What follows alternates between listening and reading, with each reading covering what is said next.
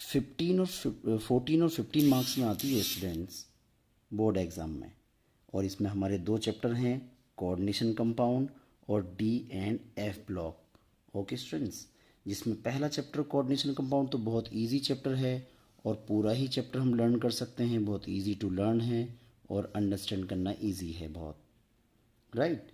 इसमें हमारे जो मेन स्कोरिंग टॉपिक्स हैं स्टूडेंट्स, उनके बारे में अगर हम बात करें तो हमें सबसे पहले IUPAC नोमेनक्लेचर इसके आने चाहिए, कंपलसरी आना ही आना है, 100% आपको क्वेश्चन मिलना ही मिलना है बोर्ड एग्ज़ाम में। आइसोमेरिज्म, आइसोमेरिज्म में तो स्ट्रक्चरल आइसोमेरिज्म भी है, जिसमें हमने 4 मेन टाइप के पढ़े हैं, टोटल वैसे 6 टाइप के होते हैं। Ionization isomerism, hydrate solvate isomerism, linkage isomerism, coordination isomerism, linkage isomerism ambident nucleophile ligand show करते हैं। कोऑर्डिनेशन आइसोमेरिज्म 2 कोऑर्डिनेशन स्फीयर वाले कॉम्प्लेक्सेस में पाया जाता है। ओके स्टूडेंट्स, आयोनाइजेशन आइसोमेरिज्म में जब कोऑर्डिनेशन स्फीयर के बाहर आयन प्रेजेंट होगा तब पाया जाता है, वो वहाँ मिलता है। और हाइड्रेट और सोलवेट आइसोमेरिज्म जो कोऑर्डिनेशन स्फीयर के बाहर वाटर मॉलिक्यूल प्रेजेंट हो, अंदर और बाहर वाटर मॉलिक्यूल की संख्या में डिफरेंस हो। लीगेंड आइसोमेरिज्म भी होता है और एक पॉलीमराइजेशन आइसोमेरिज्म भी होता है, लेकिन हमारी एनसीईआरटी में मेन 4 दिए हुए हैं, उसमें वहाँ से भी क्वेश्चन आ सकता है स्टूडेंट्स। लेकिन मेन आइसोमेरिज्म में जो क्वेश्चन आता है वो GI और OI ज्योमेट्रिकल आइसोमेरिज्म और ऑप्टिकल आइसोमेरिज्म के ऊपर आता है, जिसके ऊपर मैंने वीडियो बना के सेंड की हुई है। आप ज़रूर चैनल पर उसको देखें और अपना सपोर्ट मुझे दें। ओके स्टूडेंट्स, तो वहाँ से आप हेल्प ले सकते हैं, इसके ऊपर बनाई हुई है हमने वीडियो, कैसे हम शॉर्ट ट्रिक में हैं कि कैसे हम शॉर्ट ट्रिक्स की हेल्प से कैसे हम सीधे जल्दी जल्दी हम फाइंड कर सकते हैं कितने ज्योमेट्रिकल आइसोमर्स बनेंगे, कितने ऑप्टिकल आइसोमर्स बनेंगे, कौन ज्योमेट्रिकल आइसोमर शो करेगा कौन नहीं करेगा। तो उसके लिए हमारा वीडियो है चैनल पर, आप वहाँ से देख सकते हैं। थ्योरीज़ हैं इसमें स्टूडेंट्स, वर्नर है, VBT है और CFT है। वर्नर पे तो 1 नंबर में क्वेश्चन स्टूडेंट्स कभी कभी आ जाता है, लेकिन VBT और CFT पर रेगुलर क्वेश्चन है, 100% आपको क्वेश्चन मिलने वाला है स्टूडेंट्स, 100% फॉर श्योर। आप तैयार करके ही जाएंगे और दोनों के ऊपर मैंने ट्रिक्स बना करके शॉर्ट में वीडियो बना करके, ट्रिक की वीडियोज़ हैं वो बनाई हुई हैं और चैनल पे हैं, आप वहाँ से ज़रूर देखें स्टूडेंट्स। दूसरा चैप्टर इसमें हमारा D ब्लॉक आता है, DNF ब्लॉक, राइट स्टूडेंट्स, 8 और 9 मार्क्स में हैं। इसके मेन इंपॉर्टेंट टॉपिक ये हैं, सबसे पहले आप लोग, मैं कहूँगा आप तैयार करें इनकी KMnO4 और K2Cr2O7 की सारी reactions, preparation reaction and their all chemical reactions. Preparation reaction से तो आता ही आता है, KMnO4 पायरोलुइसाइड ओर से बनाया जाता है, ये क्रोमाइट ओर से बनाया जाता है। इनके बनाने की प्रिपरेशन 2 स्टेप में हो रही हैं, बिल्कुल सारे स्टेप आप अच्छे से तैयार करके जाएं, जरूर क्वेश्चन पूछा जाता है रिएक्शन बेस्ड। और इनकी केमिकल रिएक्शन एसिड के साथ कराने पर क्या हो रहा है, बेस के साथ कराने पर क्या हो रहा है, और इनकी ऑक्सीडाइजिंग प्रॉपर्टी बहुत इंपॉर्टेंट है स्टूडेंट्स, राइट। अलग अलग कंडीशन में अलग अलग ये कंपाउंड बनाते हैं, ऑक्सीडाइज कर देते हैं कंपाउंड्स को, राइट। ऑक्सीडाइजिंग एजेंट दोनों बहुत अच्छे हैं, तो इनकी वो ऑक्सीडाइजिंग प्रॉपर्टी वाली रिएक्शन बहुत। बॉक्स या टेबल बेस भी इसमें क्वेश्चन आता है स्टूडेंट ज़रूर, जिसमें हमसे कंपैरिजन करा लिया जाता है ऑक्सीडाइजिंग रिड्यूसिंग पावर्स का, स्टेबिलिटी ऑफ ऑक्सीडेशन नंबर का, इनकी SRP वैल्यू दे करके, जिसमें हमें पता है कि जिसकी SRP जितनी ज़्यादा पॉजिटिव होगी, प्लस में होगी, ज़्यादा होगी, वो अच्छा ऑक्सीडाइजिंग एजेंट होगा। जिसकी SRP कम होगी, नेगेटिव होगी, वो अच्छा रिड्यूसिंग एजेंट होगा, उसकी रिड्यूसिंग पावर अच्छी होगी।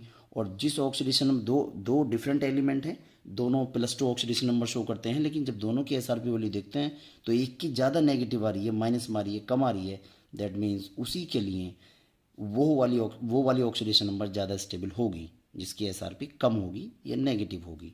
ओके स्टूडेंट्स, तो वो देख सकते हैं हम, फैक्टर्स अफेक्टिंग ऑक्सीडेशन नंबर हमने डिस्कस किए हुए हैं, आप लोगों ने पढ़े होंगे जरूर।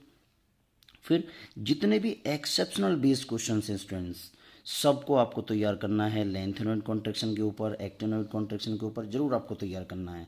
Lanthanoid contraction, poor shielding by 4f subshell electrons due to which atomic radius of elements decreases, right. Actinoid contraction, poor shielding by 5f subshell electrons due to which atomic radius also decreases. Lanthanoid contraction के consequences से भी एक question regular आता है। इसके 3 important consequences हैं students, कितने, 3 important consequences हैं। लेंथेनॉइड कॉन्ट्रैक्शन के कारण ही 4D 5D सीरीज के एलिमेंट की रेडियस घटकर 5D सीरीज के एलिमेंट की रेडियस घटकर 4D के इक्वल हो जाती है, ऑलमोस्ट सेम हो जाती है। R4D almost become equal to R5D. Okay students, this is due to lengthenoid contraction. Okay students, और जो इनके हाइड्रोक्साइड्स बनते हैं उनके बेसिक कैरेक्टर डिक्रीज करने लग जाते हैं due to this lanthanoid contraction, और इस लेंथेनॉइड कॉन्ट्रैक्शन के कारण ही लेंथेनॉइड्स को इनके ओर से सेपरेट करना डिफ़िकल्ट होता है, क्योंकि रेडियस घटकर ऑलमोस्ट सभी एलिमेंट की लगभग सेम सी हो जाती है, जिससे फिजिकल प्रॉपर्टीज़ में सिमिलरिटी आने लगती है। इसी की वजह से इन्हें इनके ओर से सेपरेट करना डिफ़िकल्ट हो जाता है। ओके स्टूडेंट्स, और इसके अलावा अगर हम देखें तो इनके हमें इलेक्ट्रॉनिक कॉन्फ़िगरेशन बेस भी क्वेश्चन आते हैं, राइट, जो हमें बहुत ज़रूर है तैयार करने हैं। इंपॉर्टेंट टॉपिक्स हैं, वेरी वेरी इंपॉर्टेंट, 100% क्वेश्चन आएगा।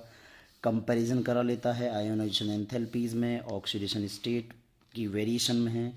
एमपी बीपी के तो आप जानते ही हैं, नंबर ऑफ अनपेयर्ड इलेक्ट्रॉन और मेटलिक बॉन्ड स्ट्रॉन्ग है कि वीक है उससे हम डिसाइड कर लेते हैं। जैसे मैग्नीज और क्रोमियम में क्रोमियम का ज़्यादा होता है।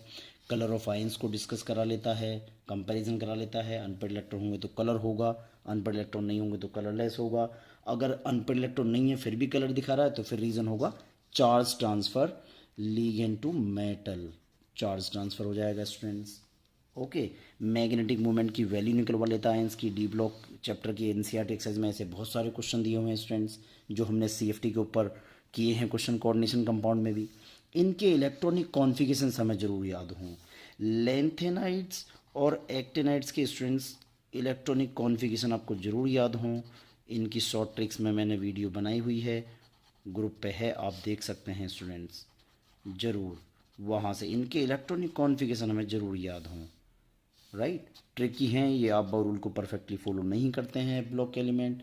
डी ब्लॉक में भी वेरिएशन आता है, डी में 4 और 9 अलाउड नहीं है, राइट। 2-3 एक्सेप्शन है इसके, नायोबियम, प्लेटिनम और एक है टंगस्टन, राइट, इनमें आ जाते हैं लेकिन इनके अलावा नहीं आते। आयनिक केस में दिख सकते हैं डी में 4 और 9।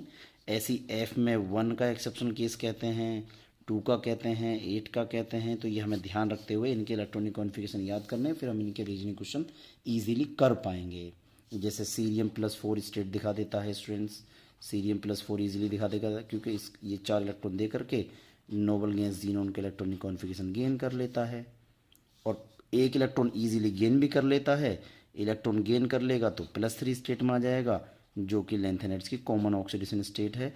तो इन पर बेस्ड रीजनिंग क्वेश्चन इनके आते हैं, सारे रीजनिंग क्वेश्चन आप करें, ज़रूर एग्ज़ाम में आपको मिलेंगे।